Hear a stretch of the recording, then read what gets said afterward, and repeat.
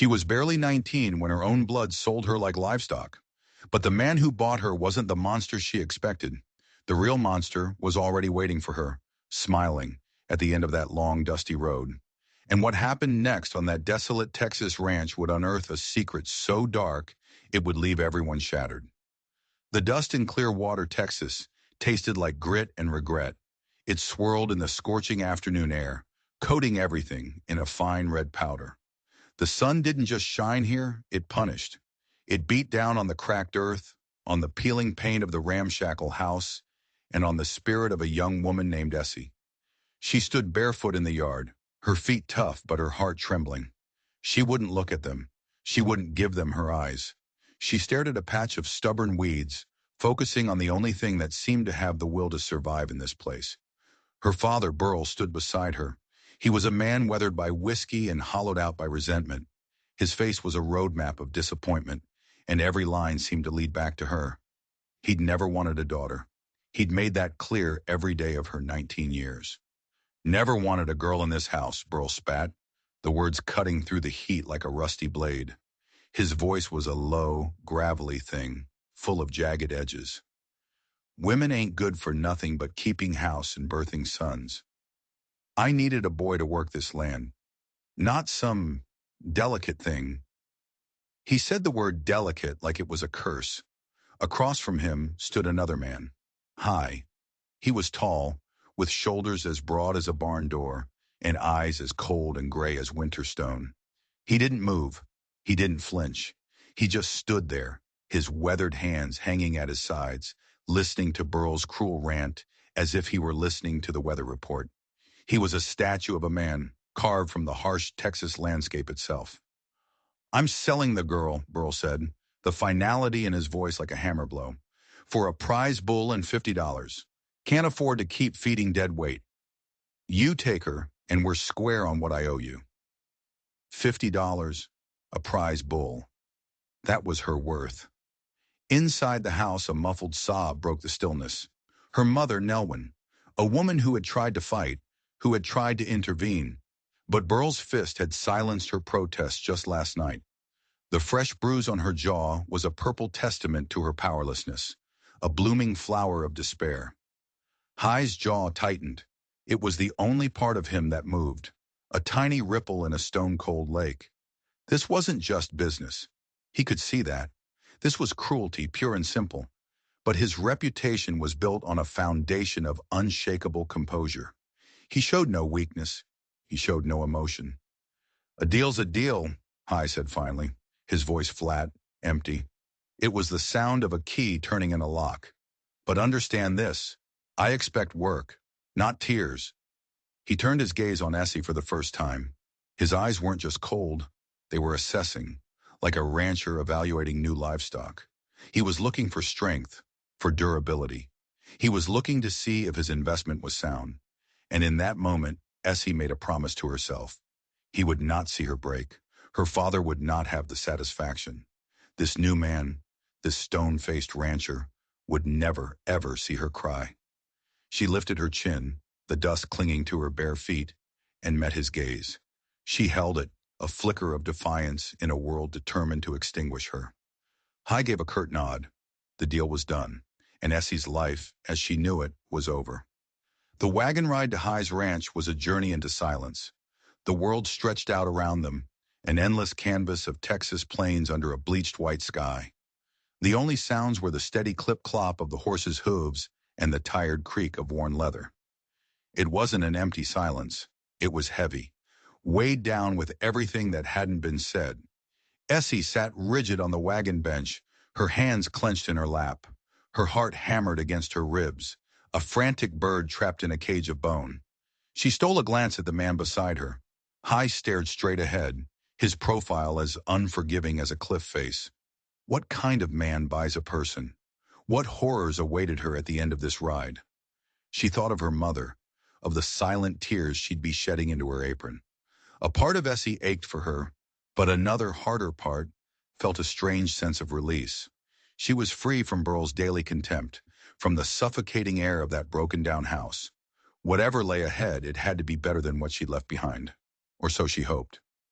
When they finally arrived, Essie's breath caught in her throat. The Double H Ranch wasn't just big, it was a kingdom.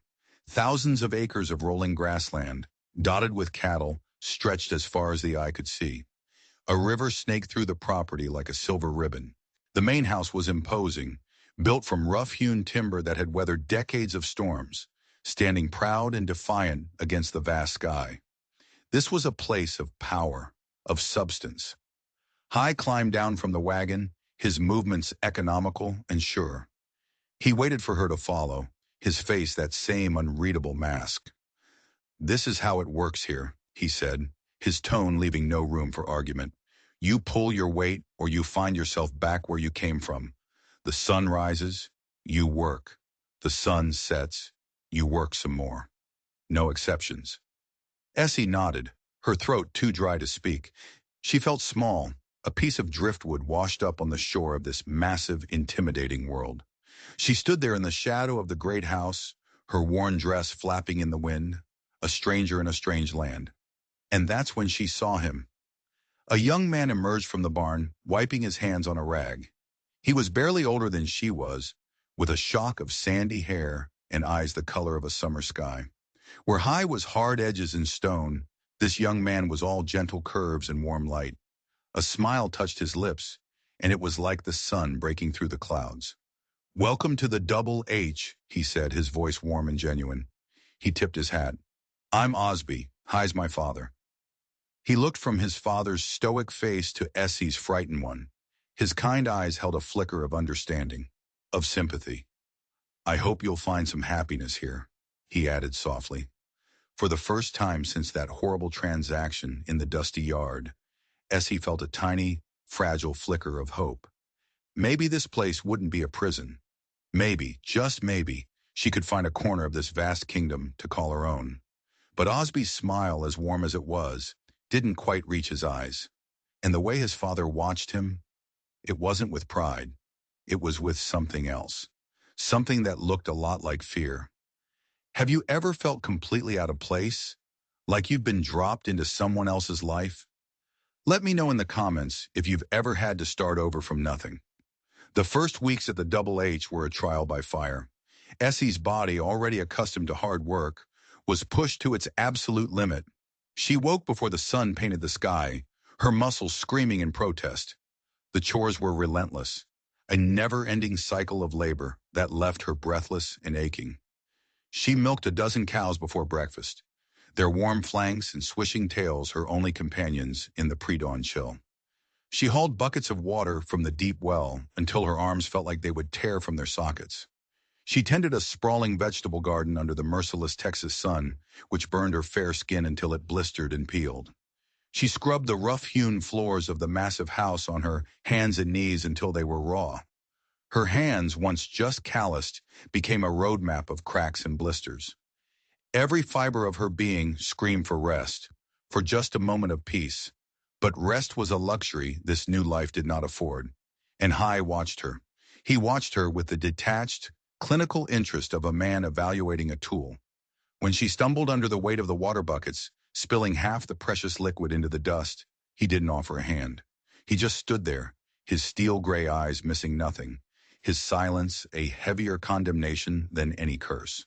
When she burned the cornbread, the smoke filling the kitchen, he ate the blackened crust without a word. But his disapproval was a physical presence in the room, thick and suffocating. "You're slower than winter molasses," he'd growl, his voice like rocks grinding together when she fumbled with a milking pail. "Back where I come from, we'd have had you replaced by now." But Essie refused to break. There was a stubborn core inside her, a diamond-hard piece of her spirit she'd inherited from her mother's side. The part of her that had endured Burl's cruelty for 19 years wouldn't let this new man defeat her. So she pushed back. She learned the rhythm of the cows, how to soothe them into giving their milk freely. She learned to balance the water buckets perfectly, her steps measured and sure. She learned to bake bread that was light and fluffy, to cook meals that could fill the bellies of men who worked as hard as the land itself. She did it all without complaint, without a single tear. What she didn't know was that High was noticing more than just her work ethic. He saw the way she bit her lip, A small sign of frustration she tried to hide. He saw her determination, the fire in her eyes that refused to be extinguished. He saw how she would often help Osby with his chores, mending a fence or grooming a horse, without ever being asked. He heard her too. Sometimes when she thought she was alone, she would hum, a soft, sad melody that drifted through the house, filling the silent corners with something that had been missing for years. It wasn't happiness, not yet, but it was the sound of life, the sound of endurance. One brutal morning, the air was thick with a coming storm. Essie was wrestling with a particularly stubborn cow, a one-eyed beast named Bessie. The cow kicked, and the milk pail went flying, its contents splashing across the dusty floor of the barn. Frustration, hot and sharp, pricked at Essie's eyes. She blinked it back fiercely, balling her fists at her sides. She would not cry. She would not. Suddenly a shadow fell over her. Hai was there, seemingly materializing out of the gloom. Essie tensed, bracing for another harsh word, another cold dismissal. But it didn't come. Without a word, he righted the pail. He took a stool and sat beside the cow.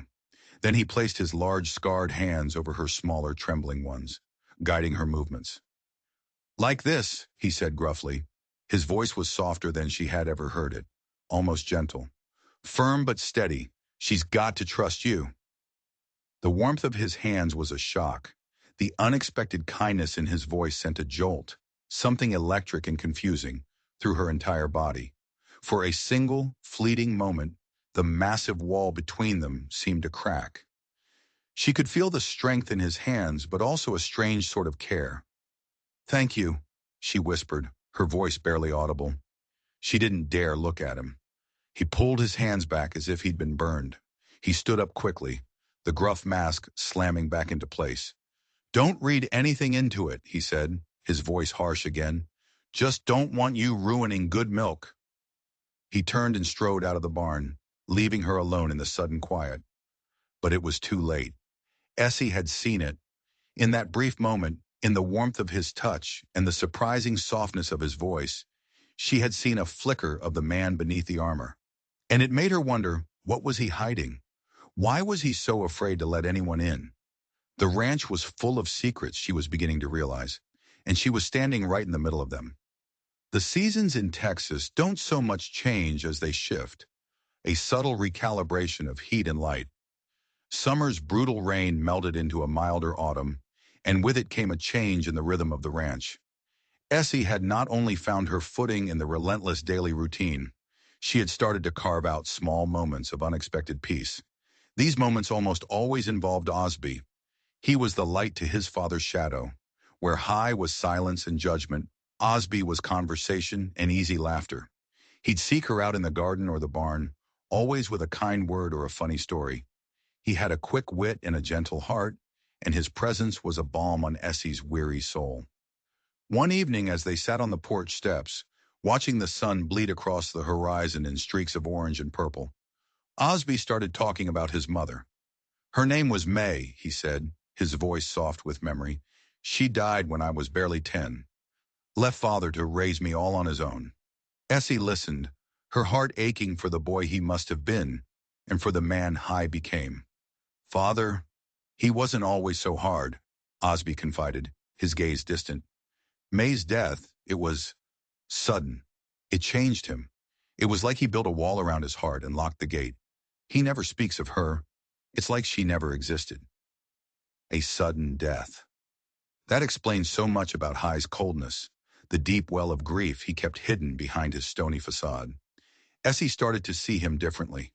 She saw the pain behind the gruff exterior. She began to notice small things. The way Hai would pause outside Osby's bedroom door late at night, his hand raised as if to knock, only to let it fall and walk away. The way he would wordlessly set aside the choicest cuts of meat for his son at dinner. The way his eyes would soften for just a fraction of a second when he watched Osby work with the horses, thinking no one else was looking. This wasn't a cold, unfeeling man. This was a man drowning in a grief so profound he didn't know how to swim. Then she learned from one of the quiet ranch hands that Hai's birthday was approaching. A plan began to form in her mind, a quiet rebellion against the sadness that permeated the Double H. It was a risk, a huge one, but it was a risk she felt compelled to take. She spent days preparing in secret. She traded some of her carefully preserved berry jams with a neighbor for a little flour and sugar. She spent hours in the kitchen after everyone was asleep, her hands moving with a purpose she hadn't felt in a long time. She was going to give Hai something he hadn't had in a decade, a celebration. She was going to prepare a feast that would speak the words she could not. The evening of his birthday, Hai rode in from the range, weary and dust-covered, expecting the same silent meal as always. But when he opened the door to the main room, he stopped dead in his tracks. The room was transformed. Wildflowers from the meadow, a riot of blue and yellow, graced the rough wooden table. The good china, dusty from years of disuse, had been carefully washed and set. Candles flickered, casting a warm golden glow on the timber walls. And the air was rich with the scent of pot roast, fresh-baked bread, and the sweet promise of apple pie. "What's all this?" he asked, his voice carefully neutral, but Essie could see the shock in his eyes. "It's your birthday," she said simply, her hands twisting in her apron. I thought you deserved to be celebrated." Osby stood by the fireplace, a wide, hopeful smile on his face. He had helped her. He had retrieved his mother's china from the old cedar chest. Hai looked from his son's hopeful face to Essie's nervous one. He moved to the table slowly, like a man approaching a wild animal. He sat down, his large weathered hands hovering uncertainly over the fine plates. He ate in his usual silence, but it was a different kind of silence now. Essie could see the emotion working in his throat, the subtle clenching of his jaw. When he finished the last bite of pie, he cleared his throat. "This is," he began, then stopped, as if the words were foreign to him. He struggled, then found them. "This is very good." Coming from Hai, it was a sonnet. As the evening wore on, something miraculous happened. The walls he had built so carefully began to crumble, brick by silent brick. Spurred on by Osby's gentle questions and Essie's quiet presence, Hai began to talk. He spoke of his own childhood, of a father who had shown him more belt than affection. He spoke of meeting May, a woman with a laugh like wind chimes, who had taught him how to feel, and then he spoke of losing her. "She died bringing Osby into the world," he said, his voice barely a whisper, his eyes fixed on the flickering candle flame. The guilt, the grief, it had hardened his heart like winter ground. "I never learned how to be gentle," he admitted, the confession raw and painful. "Never learned how to love without losing." Essie's heart broke for him, for the lonely man and the lonely boy. Without thinking, she reached across the table, her small, work-roughened hand covering his large, scarred one. "You're not alone anymore," she said softly.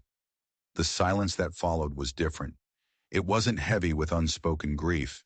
It was charged with a new, fragile possibility, a sense of hope, flickering like the candle flames between them. But as Hai looked at her, a flicker of something else crossed his face, a shadow of the old fear. He gently pulled his hand away. "The boy needs a mother," he said, his voice suddenly distant again. "He needs this house to be a home." And just like that, the moment was gone. Essie's heart sank. He didn't see her. He saw a solution, a tool to fix his broken family. The kindness, the shared vulnerability. Was it all just because he saw her as a means to an end? A replacement for the woman he'd lost? She had risked everything to reach the man, only to find the rancher was still in control. The transaction wasn't over. She was still just part of a deal. The warmth of the evening turned cold, and the house was once again filled with secrets. Do you think people can ever truly move on from a great loss? Drop a thumbs up if you believe love can heal even the deepest wounds. The birthday dinner changed everything, but not in the way Essie had hoped. A new tension settled over the Double H, thicker than the morning fog that rolled in from the river. Hai retreated back behind his wall of stone, his demeanor even more distant than before. He was polite, almost formally so, but the flicker of vulnerability she had seen was gone, locked away. He avoided being alone with her. If she was in the kitchen, he would stay out on the range. If she was on the porch, he would remain in his study. It was a careful, deliberate dance of avoidance, and it left Essie feeling more alone than ever. Osby, however, grew closer.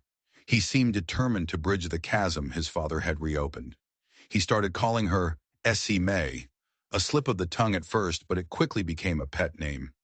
You're so much like her, he'd say, his eyes shining with an almost reverent light. The way you hum when you bake. The way you arrange the wildflowers. Mother used to do that. At first, Essie was touched. She felt a kinship with the ghost of this woman whose shoes she seemed to be filling. But soon the comparisons became unsettling. Father bought you because he saw her in you, Osby confided one afternoon as they were mending a fence line. He told me so.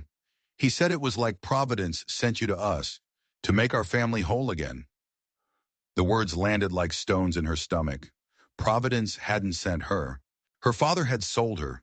She wasn't a gift from heaven. She was a transaction. A replacement part for a broken family machine. The hope that had flickered within her began to die, replaced by a cold, creeping dread. She started to feel like a ghost in her own life, wearing another woman's clothes, living in another woman's house, expected to fill the void another woman had left. The house itself seemed to hold its breath, every floorboard creaking with the memory of May. One rainy afternoon, driven by a desperate need for answers, Essie found herself drawn to the attic. It was the one place she hadn't been tasked to clean, a repository of forgotten things. Dust motes danced in the slivers of light slanting through a grimy window. In a far corner, beneath a canvas tarp, she found an old cedar chest. Her heart pounded as she lifted the heavy lid. The scent of lavender and old paper filled the air. Inside were delicate lace-trimmed dresses, a pair of small, worn shoes, and a bundle of letters tied with a faded blue ribbon. But underneath it all was a small, leather-bound journal. May's journal. Her hands trembled as she opened it. The first few pages were filled with a young woman's looping, joyful script. She wrote of her love for Hai, his surprising gentleness beneath a rough exterior. She wrote of her dreams for their life together, for the child she was carrying. Hai is a man of few words, but his heart is as vast as this Texas sky. He is building a kingdom for our son, a place where he will always be safe. Essie's eyes filled with tears. This was the woman Hai had lost. This was the love that had broken him. She kept reading, her fingers tracing the elegant script. As the pages turned and the date of Osby's birth grew closer, a subtle change began to creep into the entries. The joyful tone was replaced by a threat of anxiety. The baby is so active, a strong little kicker. But I feel drained, so tired all the time. Dr. Adams says it's normal, but a strange melancholy has taken root in my heart. High worries. I see it in his eyes, though he never says a word. Then a few entries later, the handwriting became more frantic, the ink slightly blurred in places, as if by tears. Something is wrong. I feel a darkness I cannot name. It whispers to me in the night. I told Haka I'm afraid, but he just holds me and says everything will be all right. He thinks it's just nerves. But it's more than that. It's a shadow growing inside me. Essie's blood ran cold. This wasn't the simple story of a woman who died in childbirth. This was something else, something much darker. She flipped to the final entry. It was dated the day before Osby was born. The handwriting was nearly illegible, a desperate scrawl across the page. The shadow has a name. It is not mine. It is in the child. I can feel it. It is cold and empty, and it wants everything. I cannot see it. He will not see it. He wants to protect his son, but he doesn't understand what he is protecting. This is not a blessing. It is a curse. I cannot bring this into the world. I cannot. God forgive me. There is only one way out. Essie slammed the journal shut, her heart hammering against her ribs. There is only one way out. May hadn't just died. The journal screamed a different story, a story of fear, of desperation, of a woman who felt she was carrying a monster, and Hai's story, that she had died in childbirth, was a lie. Why would he lie? What was he protecting? Suddenly, Osby's kindness seemed less like a comfort and more like a carefully constructed mask. His smile seemed painted on, the way he watched her, the intensity in his gaze. It wasn't admiration. It was something else, something possessive. She thought of the name he called her, Essie May. He wasn't trying to honor his mother. He was trying to replace her, The ranch was no longer a potential home. It was a trap. And the gentle, kind son was not her ally. He was the keeper of a terrible secret. Essie was no longer just a bought girl. She was a detective in a story she didn't understand, and she had a terrifying feeling that she was about to uncover the final, horrifying chapter. The discovery of the journal shifted the ground beneath Essie's feet. Every interaction, every glance, every word was now filtered through a lens of suspicion and fear. The Double H Ranch, once a place of intimidating grandeur, now felt like a beautifully crafted cage. Osby's kindness became suffocating. He was always there, at her elbow, his summer sky eyes watching her every move. He'd bring her a cool drink of water in the garden, his fingers brushing against hers just a little too long. He'd compliment her cooking, telling her it was even better than his mother's, as if that were the ultimate prize. "You've brought the light back to this house, Essie May," he'd say, his voice low and intense. "Father sees it too. We're a family again. Because of you." His words were meant to be a comfort, but they felt like chains. He wasn't seeing her. He was seeing a ghost, a role he desperately needed her to play. She was the new May, the woman who would fix everything, who would soothe the unnameable darkness his mother had written about in her journal. And Hai was a ghost of a different kind. He was a phantom who drifted at the edges of her days, his eyes filled with a sorrow so deep it seemed bottomless. He watched her with Osby, and the look on his face wasn't relief. It was a familiar, gut-wrenching fear. He was watching a history he was powerless to stop repeat itself. Essie knew she had to get away. But how? She had no money, no family to run to. She was miles from the nearest town, surrounded by 1,000 acres of open land that might as well have been an ocean. She was trapped. Her only hope was to understand the truth, the full truth. Why had Hai lied? What exactly happened to May? She decided to confront him. It was a terrifying prospect, confronting the man who owned her, the man who held her future in his hands. But the fear of the unknown was worse than the fear of the known. She chose her moment carefully. It was another evening, nearly a year to the day since the disastrous birthday dinner. She had prepared a simple meal, the air thick with an unspoken tension that had become their new normal. Osby had ridden out to check on a distant herd and wouldn't be back until late. They were alone. They ate in silence. The ticking of the grandfather clock in the hall was the only sound, each tick a hammer blow against Essie's fraying nerves. When the meal was over, she cleared the plates, her hands shaking so badly she was afraid she'd drop them. She returned from the kitchen, not with a pie, but with the small leather-bound journal. She placed it on the table between them. Hai's face went pale. The blood drained from his face, leaving his skin the color of ash. He stared at the journal as if it were a venomous snake. "Where did you get that?" he whispered, his voice hoarse.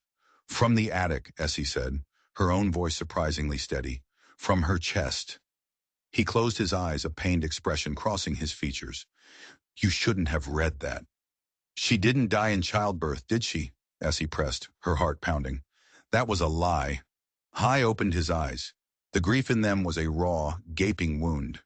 He looked like a man who had been carrying a mountain on his back for 2 decades, and he was finally crumbling under the weight. "No," he said, the word barely audible. "She didn't." He leaned forward, his elbows on the table, and buried his face in his hands. The silence stretched, thick and heavy. Essie waited. "May, she was sunshine," he began, his voice muffled by his hands. "She could make flowers grow on barren ground. When she got pregnant, I was the happiest man on earth. I was building this ranch for them, for her, for our son." He took a ragged breath. But the pregnancy, it changed her. She got sad, a deep, dark sadness that I couldn't reach. She started talking about a shadow, a darkness.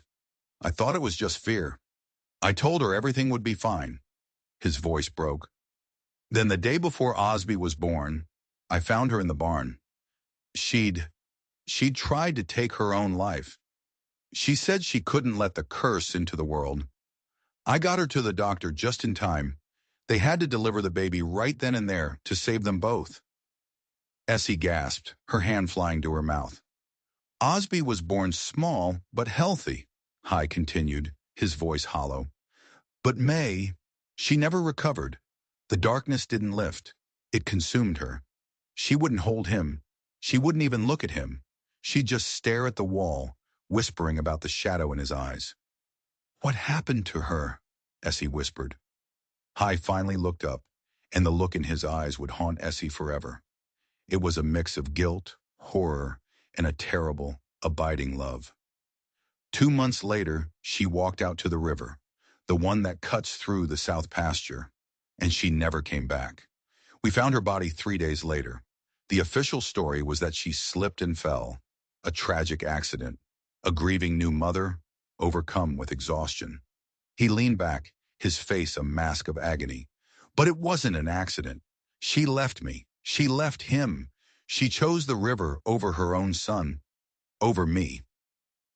The truth was more tragic than Essie could have imagined, but it still didn't explain everything. The journal, Essie said, her voice soft but firm. She wasn't just sad, High. She was afraid. She was afraid of Osby. Why? High flinched as if she'd struck him. She was sick. Her mind was sick. She didn't know what she was saying. Didn't she? Essie challenged, her courage surprising her. Have you ever truly watched him, High? The way he looks at things? The way he doesn't seem to feel what other people feel? The way he can be so charming, but there's nothing behind his eyes? High stared at her, his jaw working. He was a man trapped between a truth he couldn't bear to face and a lie he could no longer maintain. He was just a boy, he choked out. A boy who lost his mother.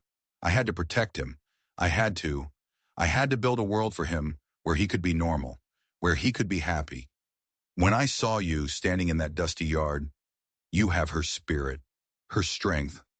I thought you could be the one to heal him, to make him whole. The confession hung in the air, ugly and devastating. He hadn't bought a wife. He hadn't bought a worker.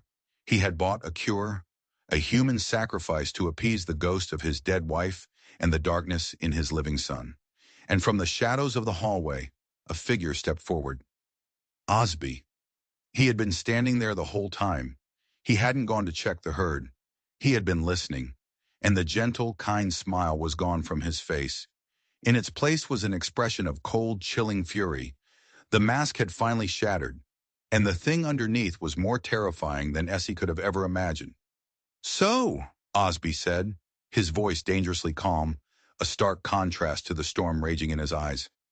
That's what you think of me, that I'm broken, that I need to be fixed. High shot to his feet, his face a mess of panic and regret. Osby, son, you don't understand?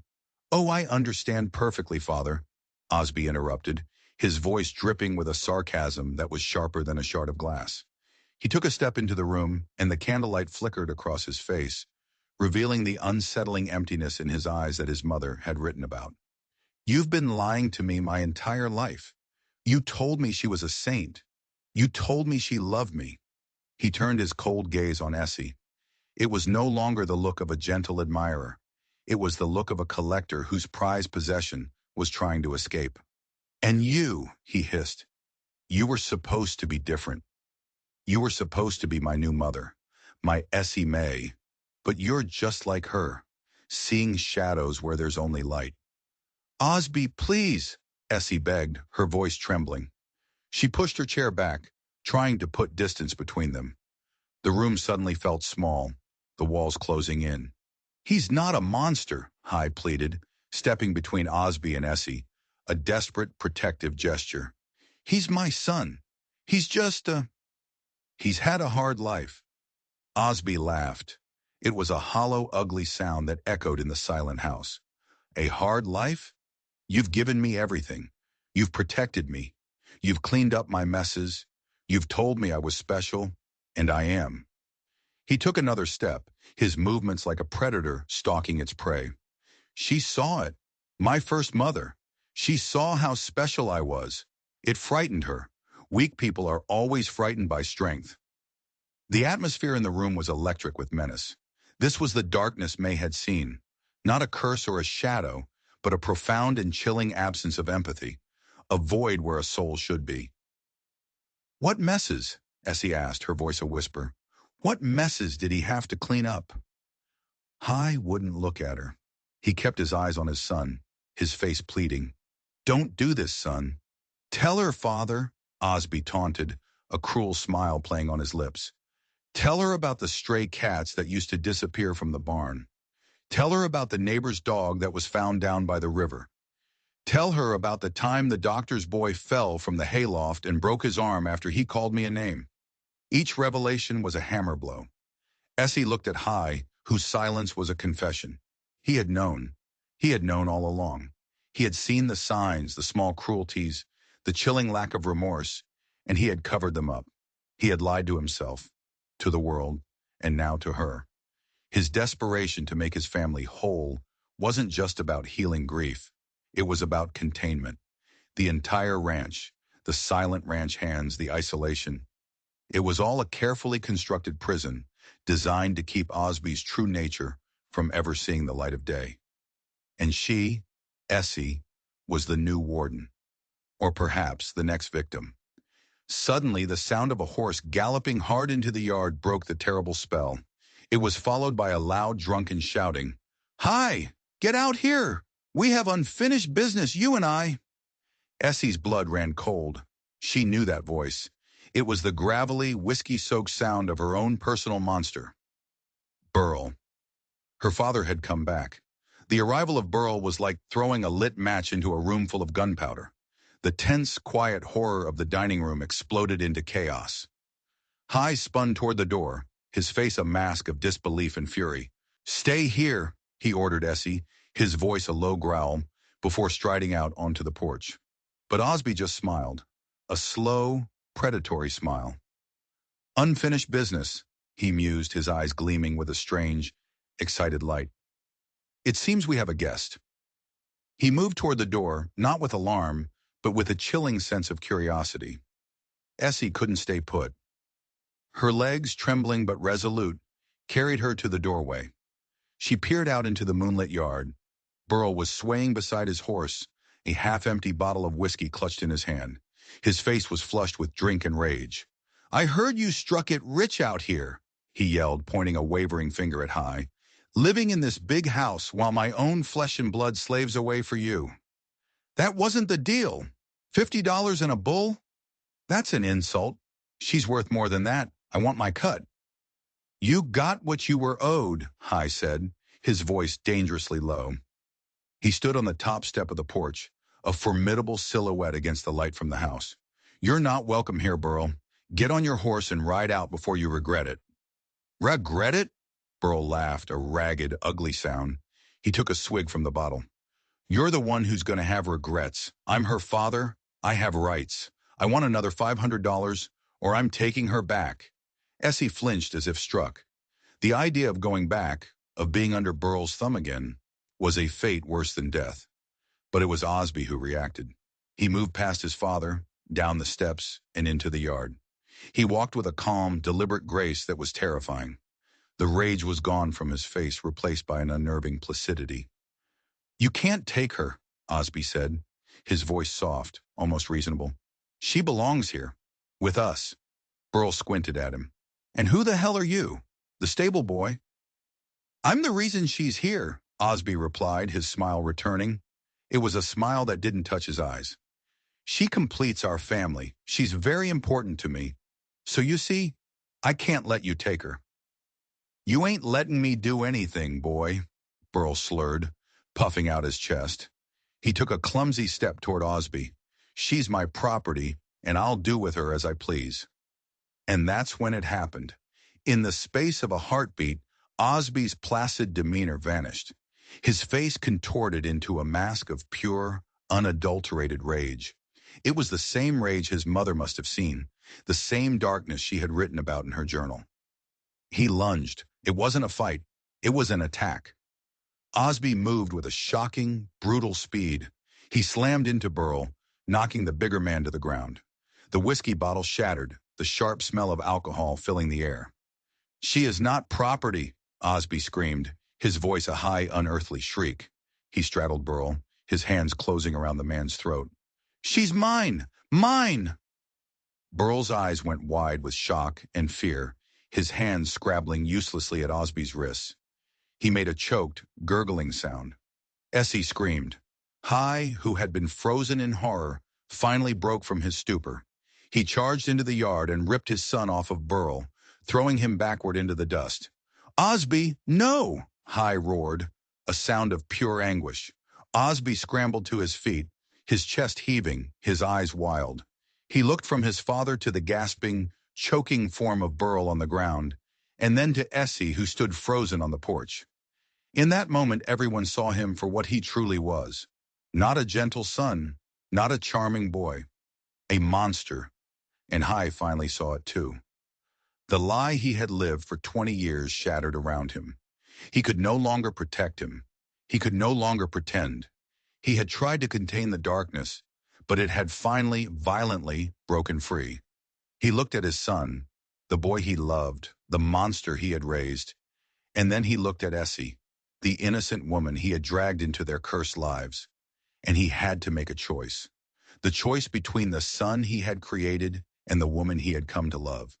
The choice between his past and his future, between the lie and the truth. The yard was silent save for Burl's ragged gasps for air. The moon hung high in the sky, a cold, impartial witness to the ugly truth of the Double H Ranch. Hai stood between his son and the world, a broken man at a crossroads. He looked at Osby, whose face was still twisted in a possessive fury, and all the years of denial fell away. He saw the coldness in his son's eyes, the same chilling void that had driven his wife to the river. He saw the truth, and the truth was that he had failed. He hadn't protected Osby. He had enabled him. He turned his back on his son. It was the hardest thing he had ever done. He walked over to Burl, who was slowly pushing himself up, coughing and sputtering. "Get out," Hai said, his voice devoid of all emotion. "Get out and never come back. The sheriff will be here in the morning. If he finds you, he'll lock you up for trespassing and extortion. This is your only chance." Burl, for the first time in his life, looked genuinely terrified. He scrambled to his feet, gave one last fearful glance at Osby, and practically threw himself onto his horse, kicking it into a desperate gallop away from the ranch. Away from the madness he had stumbled into. Then Hai turned back to face the wreckage of his life. Osby stared at him, his expression one of pure betrayal. "You chose him over me," he whispered, his voice shaking with disbelief. "You chose that trash over your own son." "I'm not choosing him," Hai said, his voice heavy with a sorrow that seemed to age him decades in a single moment. "I'm choosing her. I'm choosing to stop this. No more lies, no more secrets." He looked at Essie, who was still standing on the porch, wrapped in a shocked silence. His eyes begged her for a forgiveness he knew he didn't deserve. "I'm sorry, Essie," he said, the words torn from his soul. "I am so, so sorry for bringing you into this." At that moment, the lights of a vehicle appeared in the distance, bouncing down the long ranch road. It was the sheriff. One of the ranch hands, hearing the commotion, must have ridden for help. The sight of the approaching truck seemed to break something in Osby. The rage drained away, replaced by a cold, cunning clarity. He knew the game was over. "You're making a mistake," Osby said to his father, his voice chillingly calm again. "You're throwing away everything we built." "We didn't build anything," Hai replied, his voice breaking. "We just hid, and the hiding is over." When the sheriff's truck pulled into the yard, he found a strange and silent tableau. Hai, a statue of defeat, Osby, a picture of unnerving calm, and Essie, a silent witness to the end of a dynasty built on lies. Hai didn't try to hide anything. He told the sheriff everything, about buying Essie, about the events of the night, and in a low, choked voice, he told him the truth about how his wife, May, had really died, and the long, dark shadow his son had cast ever since. He took responsibility for it all, the cover-ups, the lies, the part he played in fostering the monster his son had become. Osby didn't protest. He didn't fight.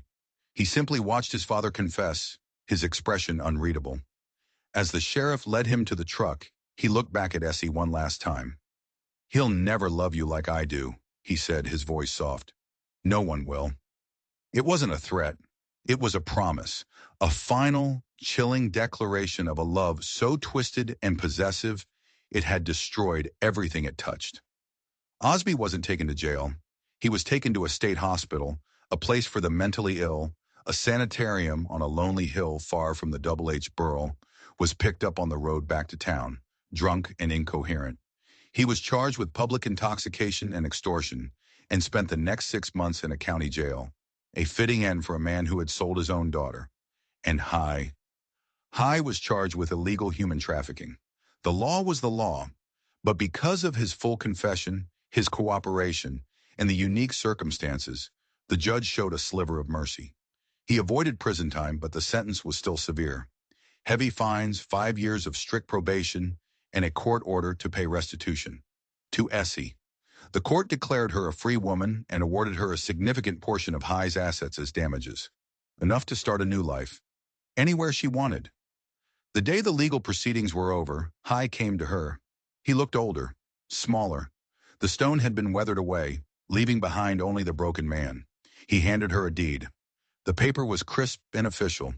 It gave her ownership of the southern quarter of the ranch, the part with the river, the cottonwood trees, and the small original cottage where he and May had first lived. It was hers, free and clear. "It's yours," he said, his voice quiet. "You can stay or you can sell it. You can do whatever you want. You are your own woman, Essie. You are free." He didn't ask her to stay. He didn't ask for forgiveness.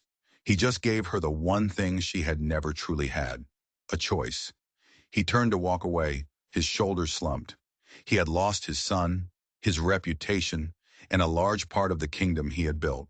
He was a king with no heir and no crown. Essie watched him go.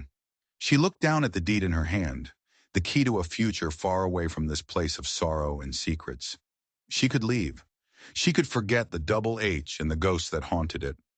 But then she looked at the man walking away, a man who had done a terrible thing for what he thought was love, a man who had finally chosen truth over lies, even though it cost him everything, a man as broken and scarred as she was.